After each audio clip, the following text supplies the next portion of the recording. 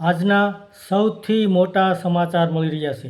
ગુજરાતમાં પણ વોટ ચોરીના આરોપ લગાવવામાં આવ્યા છે.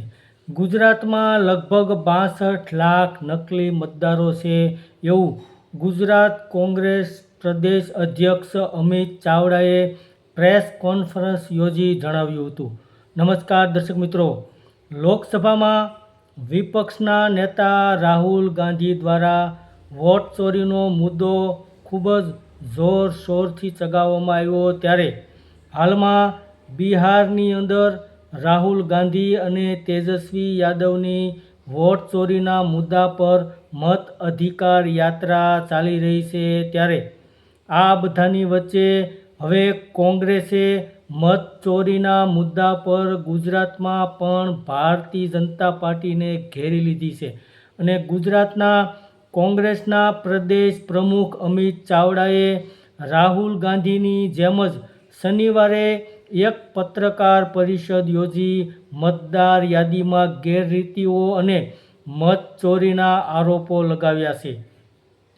તો અમિત ચાવડાએ જે વિધાનસભા મત વિસ્તારમાં મત ચોરીનો આરોપ લગાવ્યો છે તેમાં જીતના શંકાસ્પદ નકલી અને ડુપ્લિકેટ મતદારોનો ફાળો છે તેવું અમિત ચાવડાએ જણાવ્યું હતું.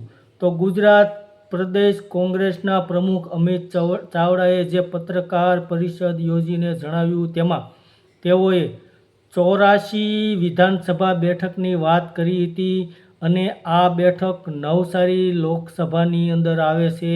ત્યારે આ 84 બેઠકની અંદર 30,000 જેટલા ડુપ્લિકેટ અને ખોટા મતદારો હોવાનો આરોપ લગાવ્યો છે.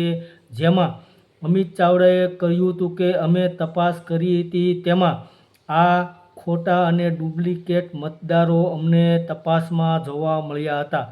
જેને કારણે ચાવડાએ આ જે આરોપો લગાવ્યા છે તેના માટે તેઓએ કહ્યું હતું કે રાજ્યમાં લગભગ 62 લાખ મતો ચોરાયા છે, લગભગ 12.5% મતો નકલી છે.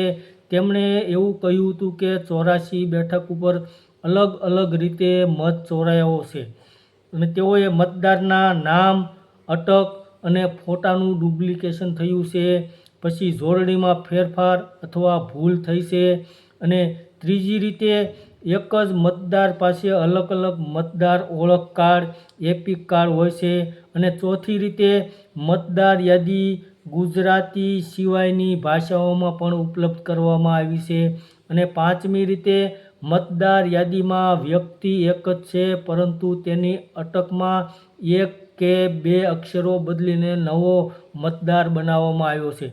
તો કોંગ્રેસના નેતાએ કહ્યું છે કે પાર્ટીના પ્રતિનિધિઓ રવિવારે અમદાવાદ કલેક્ટરને મળશે અને તેઓ મતદારોના અધિકારો માટે લડાઈ શરૂ કરશે જે 2027 સુધી ચાલુ રહેશે.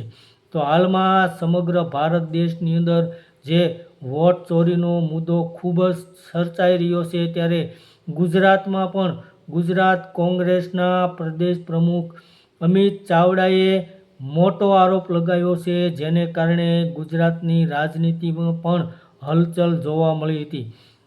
આ અમિત ચાવડાએ પ્રેસ કોન્ફરન્સ યોજી ત્યારબાદ ભારતીય જનતા પાર્ટીના એક નેતાએ ખુલાસો કરતા જણાવ્યું હતું કે કોંગ્રેસના નેતા પાયા વિહોણી વાતો કરી રહ્યા છે. કોંગ્રેસના નેતા પાસે કોઈ સાબિતી નથી, કોઈ તથ્ય નથી, કોઈ પુરાવા નથી અને આવી રીતે ખોટી રીતે લોકોને ભ્રમિત કરી રહ્યા છે. તો હાલમાં સમગ્ર દેશની અંદર જે વોટ ચોરીનો મુદ્દો છે તે ગુજરાતમાં પણ વોટ ચોરીના આરોપ ગુજરાત કોંગ્રેસના અધ્યક્ષ અમિત ચાવડા દ્વારા લગાવવામાં આવ્યા હતા. ધન્યવાદ દર્શક મિત્રો.